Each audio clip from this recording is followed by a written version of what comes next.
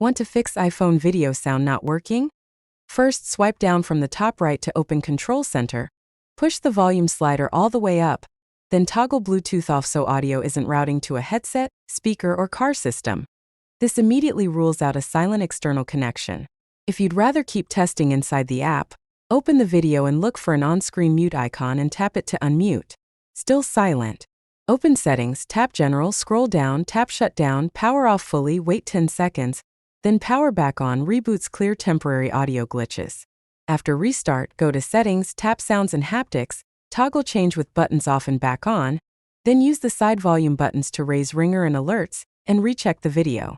Keep in mind debris in the speaker grill, a connected AirPlay target, focus modes like Do Not Disturb, or a protective case covering the speaker can also cause low or no sound.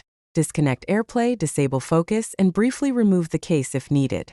That's all it takes to restore video sound on iPhone. If this helped you, tap like, share your best iPhone audio tip in the comments, and subscribe for more quick tutorials.